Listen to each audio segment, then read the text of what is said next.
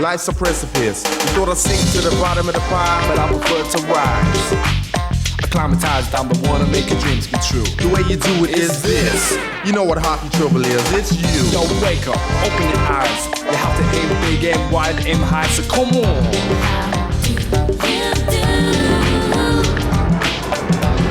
I'm looking up at you.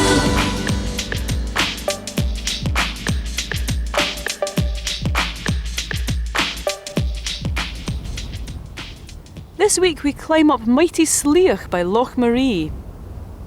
And we travel all the way to Scotland's most northerly Munro, Ben Hope, gaining the summit by a craggy ridge.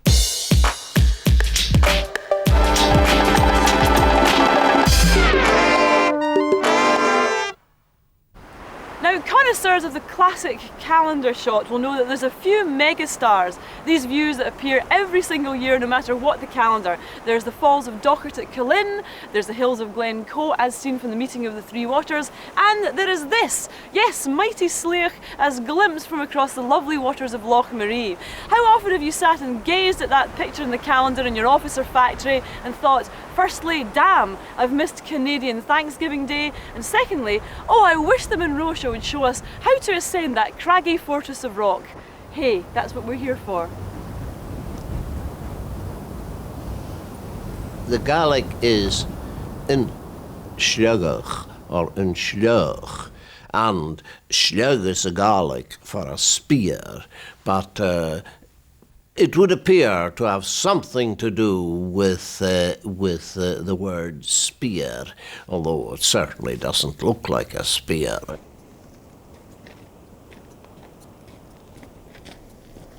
Well, this is certainly the most popular route up Sleagh.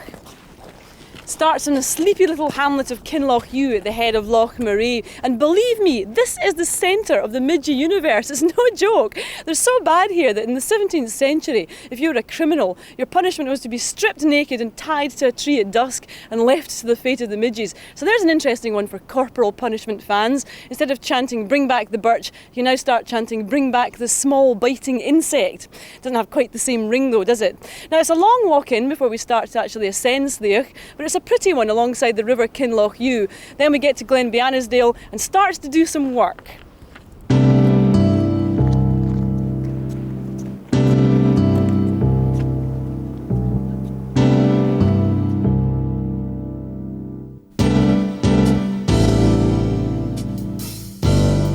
Loch Maree is one of the greatest attractions of climbing Sleagh. It's surely one of the most beautiful lochs in Scotland, and there's a wonderful low-level walk all along its north shore to Tuill Bhain.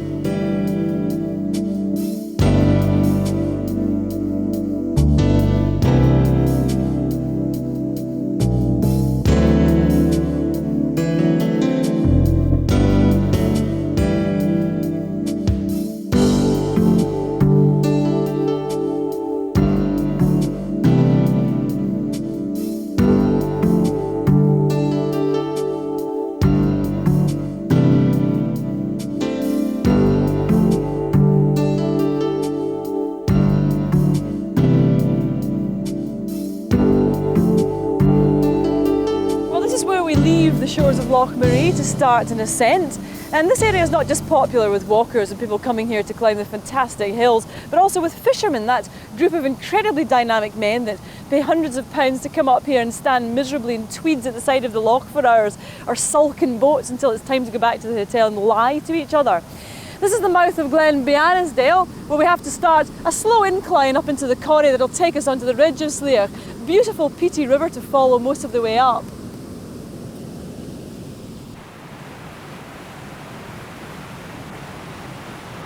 There are lots of interesting routes up Sleagh, but the most popular is up Glenbeanisdale and into the bowl-shaped corrie. This shows the route up the southeast ridge.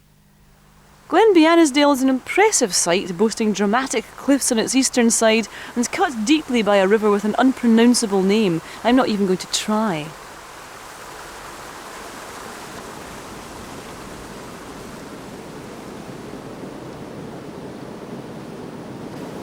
Well, I'm glad to report that so far it's been quite an easy walk. We've come 4 miles, and because the path inclines so gently, we've only climbed a rather dispiriting 400 feet. So I suspect all the climbing is about to start.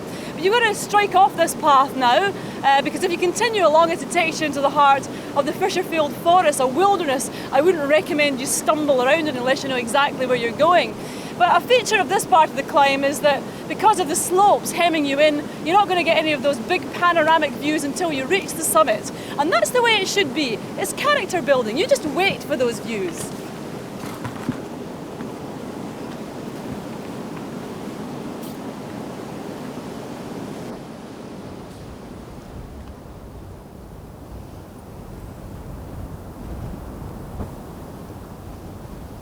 The great thing about putting in the legwork to haul yourself up into the crater-like corrie of Sleagh is the surprise and joy you experience when your head appears over the rise and the mountain reveals its secrets to you at last.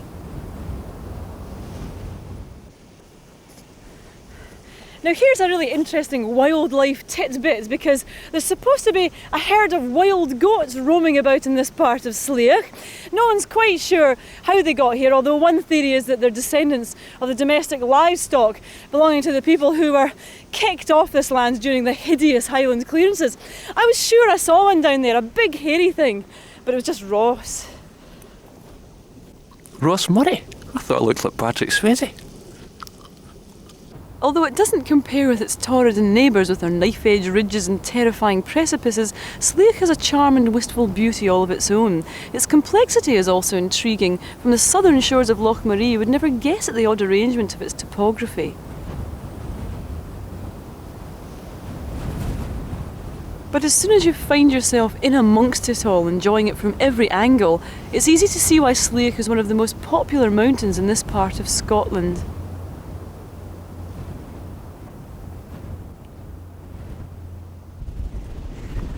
Well, there's no mistaking when you've got up over the ridge. What a wind! You could paraglide down with the wrapper from your sandwiches. Well, I know we said that we weren't going to get a panoramic view until we got to the top, but I fibbed. That would have been the case if we'd stuck to the bowl. But we couldn't wait, so we climbed up onto the ridge and, who cares? Devil may care, that's the Monroe show.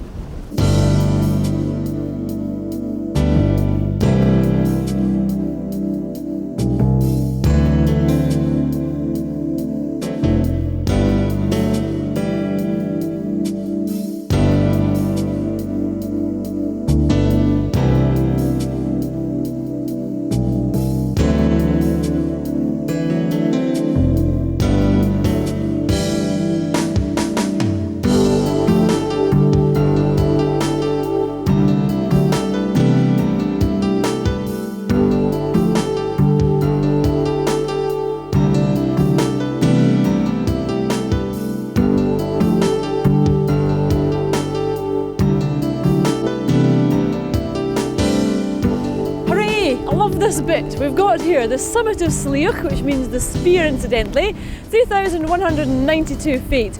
An absolute sublime spot. Its isolated position gives it one of the best viewpoints in the Western Highlands.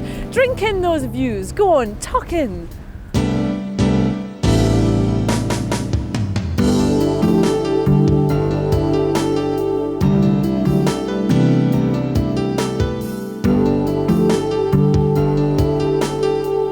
Magnificent mountain Sleagh is, but perhaps if you're the sort of person who likes to climb the moment you've laced up your boots, then this isn't for you because of that enormously long walk in. And a long walk in means something. What is it again? A long walk out! Oh yes, a long walk out.